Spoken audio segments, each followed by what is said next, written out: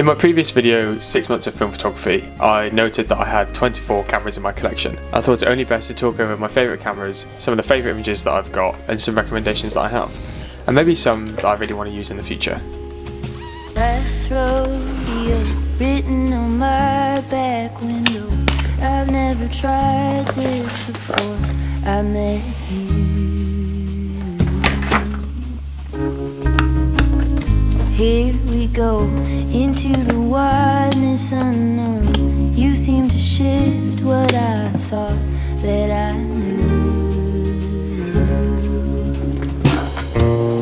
Kaleidoscope, both of us. I'll try and pop in timestamps of the particular cameras that I'm going to be talking about if you're interested in any in particular. Most of the cameras I'm going to talk about in this video today, I already have full videos about each specific camera, but I wanted to show it as a collection. So if you're interested in those, I'll timestamp them at the top, and still stick around to watch this video and then watch them after.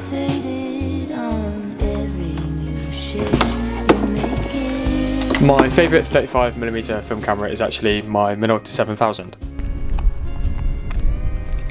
My Minolta 7000 is a new staple in my collection, really. The autofocus really doesn't work and the grip on the side is really falling apart, but the camera itself is just so much fun to use. Although the camera seems to be falling apart, the images are sharp with the 50mm lens, and that is my favourite focal length, and that's why I think that I love this camera so much. I do have some zoom lenses to go along with this camera. They are both Minolta and Sigma lenses, and both are zoom lenses. I'm not overly keen on zoom lenses. I think they're great and they have their place, but I'm more of a prime guy myself, and I will fork out the extra few pounds if I need to get one. That doesn't happen very often. My suggestion would be to run any camera, especially with this Minolta 7000, with 2 primes where possible, as then you have that change in focal length, and you know the images are going to be much more sharper than what maybe a zoom lens could be.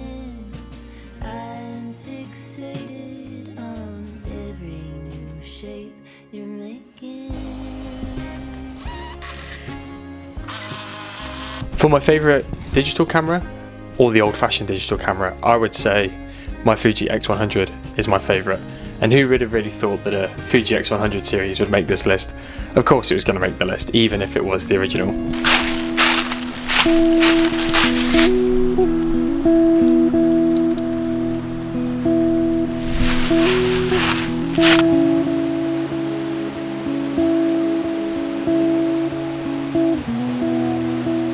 Boasting a 12 megapixel camera and once again an extremely slow autofocus, it's my go-to travel camera and almost day-to-day carry due to the images that it produces. Even though the camera is really old, the tech is still well equipped, as long as you are well equipped to take good photos. As expected from Fujifilm, all the settings except from the ISO are on the front dials and at the top, and this is why I like it so much. I really like the tactile experiences, the clicks it makes, and it feels like a film camera when I'm holding it. It's got quite a nice weight to it, so even though it's small and compact, you know it's there and it has a presence to it. This camera is actually what led me to change my style of photography up. I started taking pictures with this camera just when I was out and about with friends or on walks, and I really started to enjoy the pictures that I was getting. So I thought, actually, let me change my style of photography. It's quite eye-opening when you get a piece of gear that actually gives you a bit of a revelation instead of you having that revelation and buying the gear.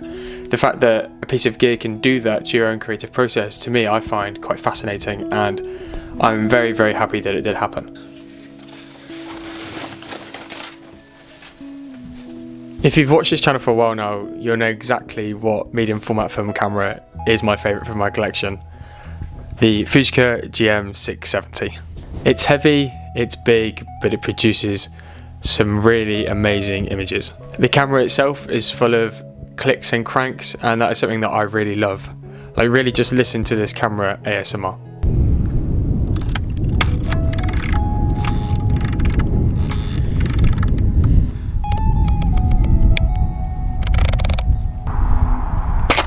One of the things that I love about the camera is the fact that it has no batteries at all. It is completely mechanical, and I love it because I am somebody who's horrendous for remembering to charge their batteries.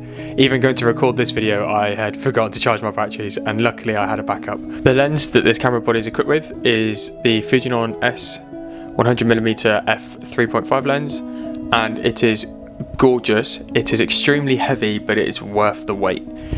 Carrying around this camera does put an ache on your back, but it is so much fun to use. It's nothing really like I've ever used before. It's a 6x7 camera, so I only get 10 shots with my medium format rolls. Those 10 shots are treated like gold, and they will only be shot if I feel like the image I'm going to get is worth capturing, really. Wasting money as well as time on shots that they're just not worth it. I also don't have a 100mm prime lens in any of my camera systems, and I think that's why I have an enjoyment with it.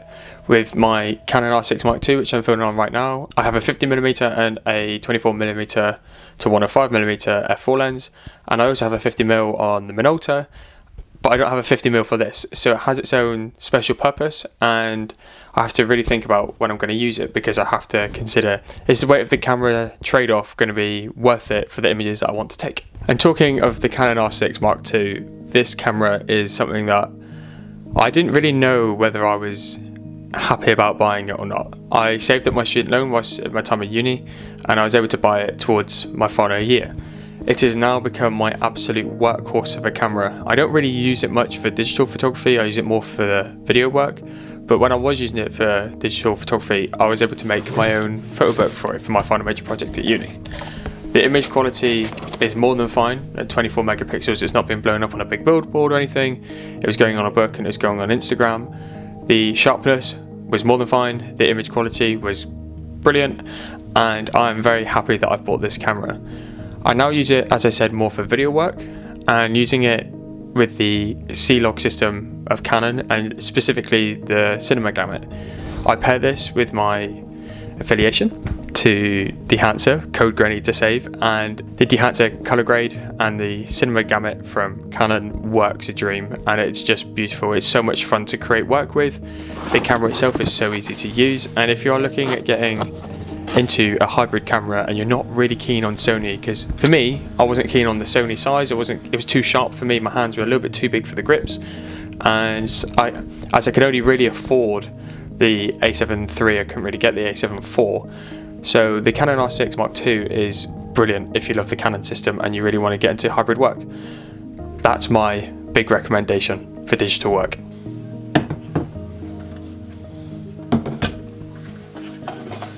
These cameras are my golden oldies cameras. I really do need to figure out how to photograph with these cameras, as I feel like they'd be so much fun to use. I did see, however, Carl McDougall, I apologise Carl if somehow you see this video, that he posted a video using the Brownie No. 2. This is a camera that I've had picked up only recently for £5 at a car boot sale, and it seems in pretty good nick. It has a horrendous viewfinder, but it does take 120mm film. If anybody knows how to use these cameras, or knows if I need an adapter for specific types of film, please let me know, as I'm really interested on how to use these cameras, as they're old and they look like great fun.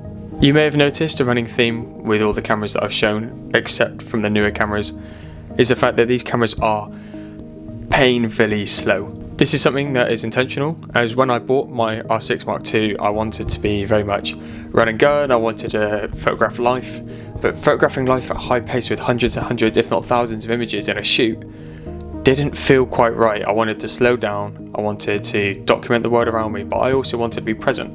So having a camera that made me intentional and thoughtful with the way that I shoot is now paramount to me, hence why I have quite a few in my collection.